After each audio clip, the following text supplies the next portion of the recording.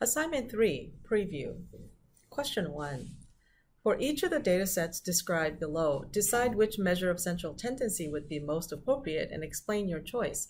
Consider the scale of measurement for each variable and the likely distribution of the observations. So here are some big words, and they are keywords. So let me underline those. Measure of central tendency. What do we mean by that? We're talking about the three averages, right? Mean, median, and mode. And then how about scale of measurement? What does that refer to? That refers to the four types of data, namely nominal, ordinal, interval, and ratio. And then when we're talking about distribution, we're talking about normal or skewed. So we want to consider all these things to be able to figure out what would be the most appropriate central tendency, mean, median, and mode, and explain by talking about the scale of measurement and distribution if applicable. All right. So in previewing this, let's look at the first one together. The scores of 500 grade 6 students on the math subtest, right? So here we have some math subtests. So is this going to be categorical or continuous? It would be continuous, right?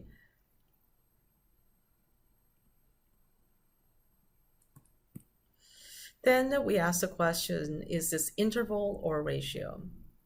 Anytime you have a standardized test, we're talking about the data being normal, okay, or ratio.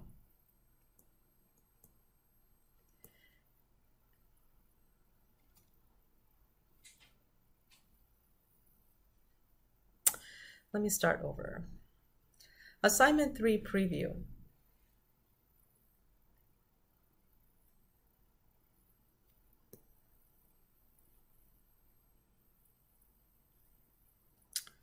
Assignment 3 preview. Question 1. For each of the datasets described below, decide which measure of central tendency would be most appropriate and explain your choice. Consider the scale of measurement for each variable and the likely distribution of the observations. First, before we proceed, there are some big fancy words that we've talked about before. One of them is measure of central tendency. So when we talk about measure of central tendency, we're talking about mean, median, or mode. And then here you have another fancy phrase, scale of measurement. And scale of measurement is namely the four types of variables, nominal, ordinal, interval, or ratio. And then the likely distribution can be either normal or skewed.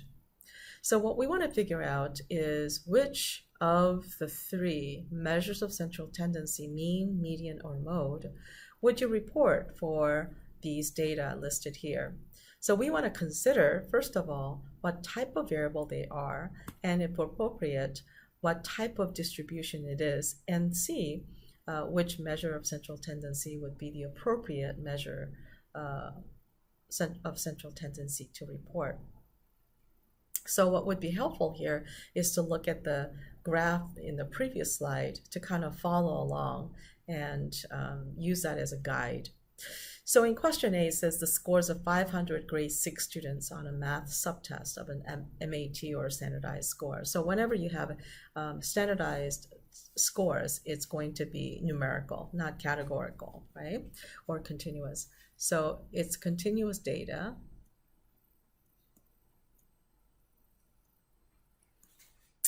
And more specifically, is this interval or ratio?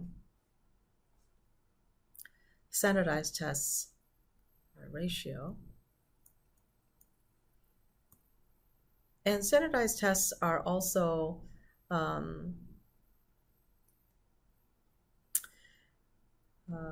normally distributed, which would be your next question to think about, right? The distribution is that it's going to be normal. So when we have the data that is continuous, ratio, and normal, where do you end up as far as the measure of central tendency to report? it's going to be the mean. Okay.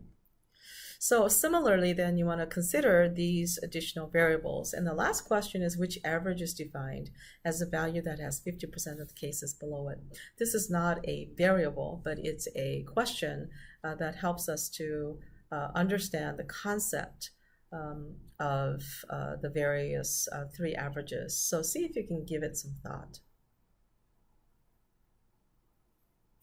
So in question 2 then, it says to report your answer to 2 decimal places. Group A has these scores and Group B also these scores. In questions A and B, it says to report the mean, the median, and the mode of each group, Group A and Group B. And then in question C, it says what is the most appropriate measure of central tendency in each group and why?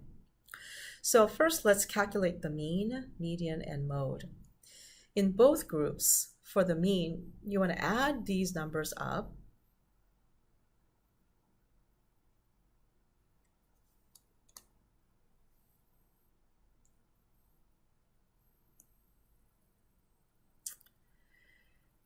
And total them, okay? And then divide it by the number of scores. In this case is 1, 2, 3, 4, 5, 6, 7, 8 scores, right? So you want to total them and divide by 8 to get your mean. How do you get the median? In order to get the median, you want to line these numbers up in order, starting with number 5, right? Listing it with number 5, 7, and 7 again, right? And in that sequence, and go right to the middle, right? Because that's how median is defined. And in the case that you can't reach, or the middle is not a particular score, but in between those 2 scores, then you want to take the mean of those 2 scores in the middle.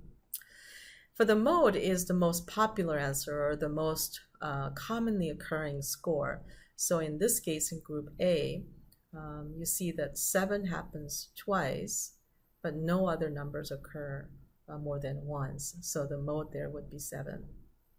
So once we have the mean, median, and mode reported for both groups, then in question 3, or C, it says what is the most appropriate measure of central tendency in each group. What you're looking for then is to look at the mean and the median with your results. So if your mean and your median are equal, we would say it's normally distributed. Okay. But in the case that they're different, then they're skewed. Right? So again, if the mean and median are the same, right, if they're equal, we would say it's normal. And if they're not the same, then we say it's skewed. Now, we know that it's skewed to the positive side or the negative side, depending on the size, right? Whether the mean is greater or less than the median. So you want to look at your notes in previous slides to figure out whether if there's a difference between the mean and the median, depending on the size, whether it's positive or negatively skewed. Okay? In question 3, it's true or false. And if the statement is false, see if you can correct them. So here are statements. Question A, or statement A, that mean is the most frequently occurring average. Okay? Is that true or false? And if incorrect or false, make that correction. The second statement says, in a distribution with a positive skew, the median has a higher value than the mean. Okay? True or false? And if false, correct the statement. In a normal distribution, the mean, the median, and the mode have the same value. True or false? And lastly, the median has 50% of the cases below it only in a normal distribution. True or false? And if false, make that into a correct statement.